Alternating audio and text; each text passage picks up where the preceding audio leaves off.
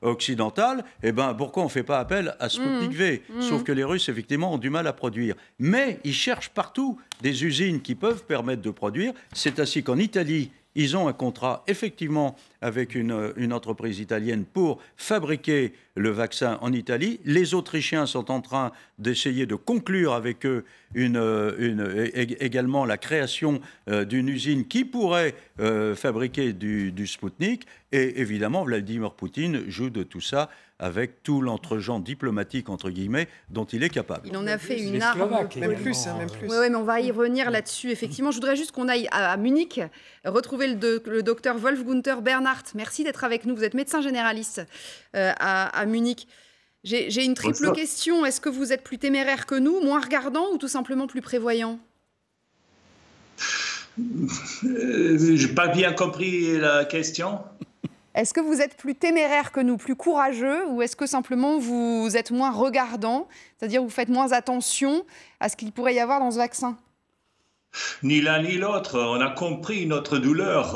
Au début, on a fait avec l'Europe quand l'Angleterre, Israël, les États-Unis, ils sont réfléchis, ils ont pris des initiatives. Et ça, heureusement, on ne fait plus la même faute.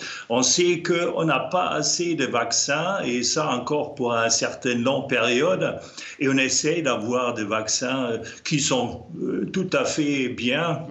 Comme le Sputnik V, ça il y a une efficacité plus que 90%, et on est bien content de pouvoir nous procurer plus de vaccins, et j'espère que ça ne reste pas avec les 2,5 millions en Bavière.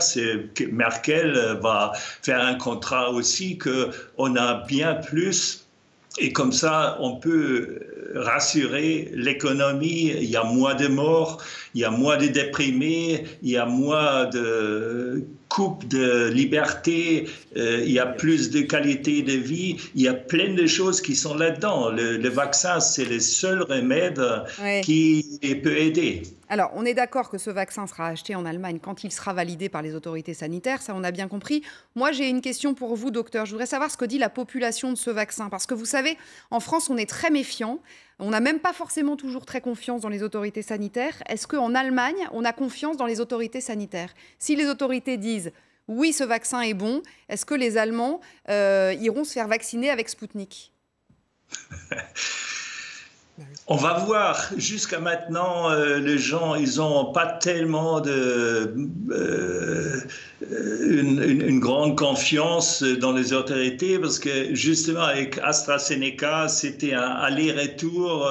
D'abord, c'était pour les jeunes, maintenant c'est pour les vieux. Les gens, ils sont un peu... ils se doutent, est-ce qu'il y a des intérêts financiers derrière? Mais je crois qu'il y a un assez grand nombre de gens qui sont peut-être un peu moins forts pour se proclamer, qui sont raisonnables quand même et qui voient le fait. Par exemple, à AstraZeneca, il y a 20 accidents graves sur 20 millions. C'est quand même presque rien. Toutes les gens qu'on peut sauver de la mort et de la souffrance, c'est quand même mieux.